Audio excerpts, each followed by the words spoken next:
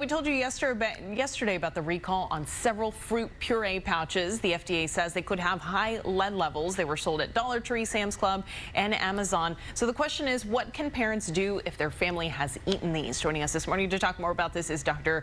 Pradeep Kumar with Austin Gastroenterology. Thanks so much for joining us, doctor. Yes, it's big news. Yeah, absolutely. So I think the biggest question is, if you're a parent, is this a time to panic? What do you do if your child or you have eaten them? Yeah, it depends on the volume that you've eaten. If it's just a packet or two here, it's not too much of a big deal. Yeah. But particularly, this is for toddlers, so hopefully it's toddlers that have been ingesting this. And, it would be a good time if you make a habit of eating these kind of things, is to go seeing your doctor and getting lead levels checked. Because lead, let's back up a little bit. Why are these things being recalled? The FDA's seen lead in these products, these old toddler cinnamon, apple cinnamon products. And there was 3 kids in North Carolina that tested extremely high for these lead levels. And lead, has been around for a long time. We talked about lead poisoning, particularly in older homes before '78. The paint had lead in it, and if it could crack off, then little kids might ingest it, and they got lead poisoning. And it's usually late. You don't really know that you have acute lead toxicity. It's developmental delay, it's cognitive changes, but there can also be some anatomic problems as well, meaning that people can feel symptoms such as constipation, headache, seizures. You can also manifest in other ways.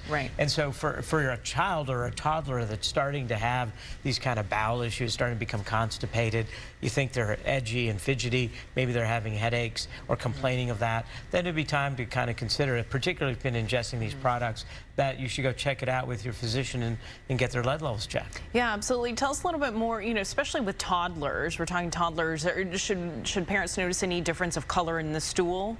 Typically not. That's usually with advanced problems when you've had disease that can't be controlled. And it's usually not a feature of that.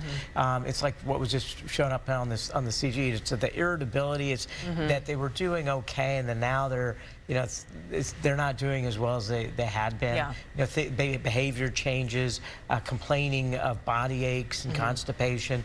Where it's starting to become irritable, and then they hadn't been until this point. That's just so common now. Viral infections, just routine. How did you wake up today? As a 2-year-old. So it's hard to distinguish normal variants of behavior from acute lead toxicity. But if there's been an abrupt change, and if you have exposure to this product, that should be the things that combine and raise your antennas and suggest that you ought to go specifically ask if this is a problem. Yeah, it's pretty easy to get one of those blood tests with your doctor? Yeah, absolutely.